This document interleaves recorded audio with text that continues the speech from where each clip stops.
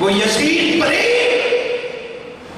جس نے اپنی زندگی میں ایسے 3 درندگی کے واقعات کیے ہوں کہ تاریخ کے اولاد کو واقعات بیان کرنے پر شرمندہ ہوں.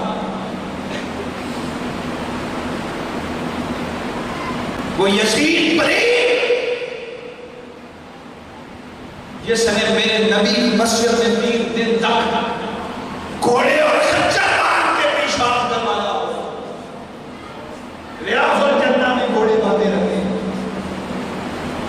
اور 3 دن گھوڑے مسجد نبوی میں پیشاب کرتے رہے.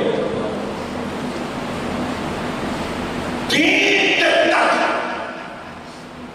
میں نے اپنے آقا کا فرمان سنایا کہ جس نے میرے شہر کا پتہ توڑا اس کا یہ حال ہوگا. توجہ ہے نا، یاد ہے نا.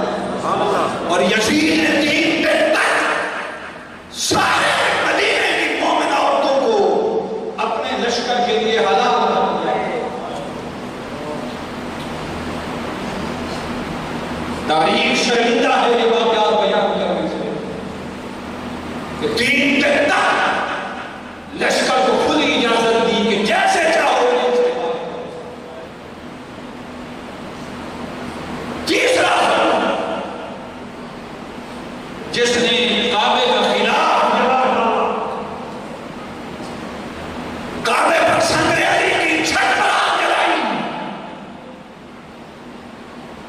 ایمان سے بتاؤ لمبی داڑھی میں دین نہیں، یہ مسلمانوں کے کام ہے.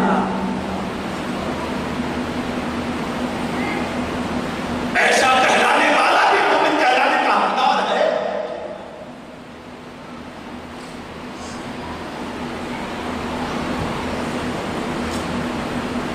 صرف سمپل مسلم، صرف مسلمان عام مسلمان کہلانے کا حقدار ہے.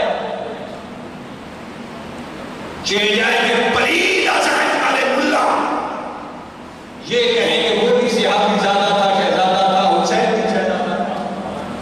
لعنت ہے ہمارے زبانیں کٹ جائے اس بات کے لیے. کس بات کی یزید کی وکالت کرتے ہو؟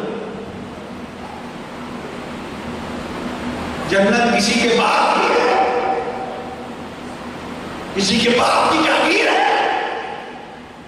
جنت حسین اور اس کے نانے کی جاگیر ہے. آقا نے فرمایا الحسن والحسین سیدہ شباب اہل الجنہ. حدیث آپ نے سنی ہوگی، میرے آقا نے فرمایا یہ حسن اور حسین جنتی جوانوں کے سردار ہیں، اہل جنت کے سردار ہیں. آپ بڑے لکھے لوگ، سمجھدار لوگ رہے، پریکٹیکل لائف کی کئی واقعات آپ کے سامنے آئے ہوئے. مجھے بتائیے کسی چھوٹے سے قصبے میں، چھوٹی سی بستی میں اگر کوئی غریب شخص کسی نمبردار یا چودھری سے پنگا لے لے تو بتائیے